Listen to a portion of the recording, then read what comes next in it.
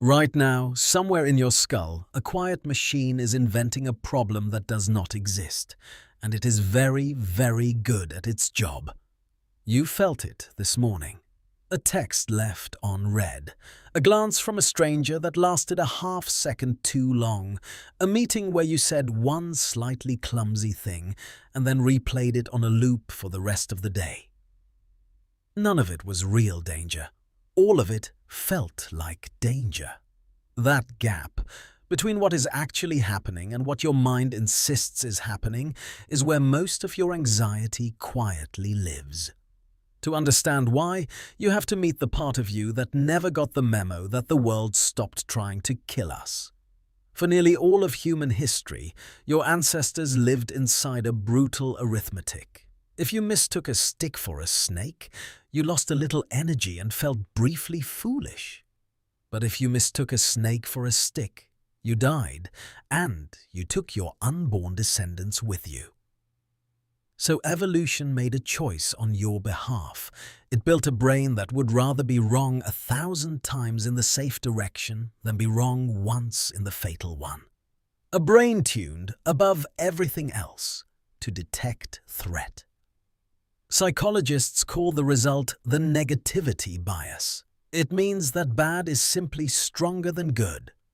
A criticism outweighs a compliment. A loss stings more than an equal gain delights. One hostile face in a crowd of friendly ones will grab your attention and hold it. Your mind is not broken when it does this. It is doing precisely what kept your line alive.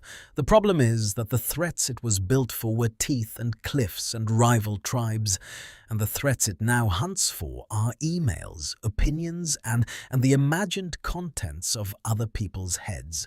And this is where the machine gets truly strange, because once it runs out of real predators, it does not switch off. It turns inward and it builds an audience. There is a feeling you know intimately. You walk into a room and you are suddenly painfully aware of yourself.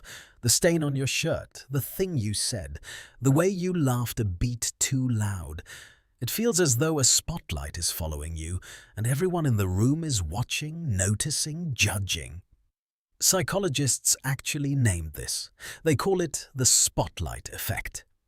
In a now famous set of experiments, the researcher Thomas Gilovich asked students to put on a deliberately embarrassing t-shirt and walk into a room full of their peers. Then he asked them to guess how many people had noticed the shirt. The students were certain. Roughly half the room, they figured, had clocked it and silently judged them for it. The real number was a fraction of that. Most people had not noticed at all. The spotlight the students felt so vividly was almost entirely of their own making. Sit with how liberating that actually is. The harsh, watching crowd you carry around inside your chest does not exist out there. Everyone else is starring in their own anxious movie, convinced that you are the audience studying them. The judgment you brace against is mostly a projection, cast by a threat detector that has nothing left to detect but you. So your mind overcounts the bad, and then it overestimates how much of your bad everyone else can see. Put those two habits together and you get the background hum of modern unease. A nervous system built for a dangerous savannah, running anxiously inside a mostly safe room, generating problems to justify the alarm it was always going to feel anyway. The cruel part is that you cannot simply argue yourself out of it.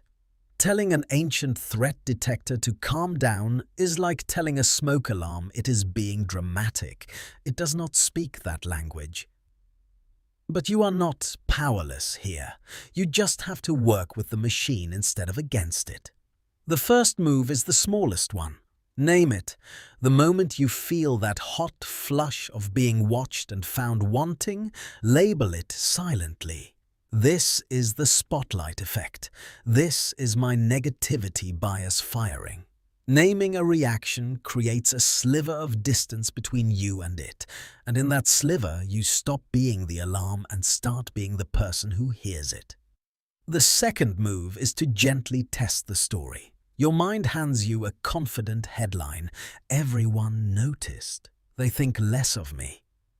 Ask it for evidence, the way a calm friend would. How many people honestly are thinking about my mistake right now as opposed to their own? Almost always, the answer is far fewer than the feeling claimed, and the third move is the most counterintuitive. Stop trying to make the discomfort disappear. The goal was never a silent mind. A threat detector that occasionally cries wolf is the price of a threat detector that once saved your life. When the unease arrives, you can let it be there without obeying it. You can feel watched and walk into the room anyway. You can feel the sting of the criticism and decide it does not get to write your whole day. The fear gets to ride along. It does not get to drive. Here is what changes when this finally clicks. You begin to notice the moment your brain reaches for a problem, the way you might notice a familiar reflex. Oh, there it is again.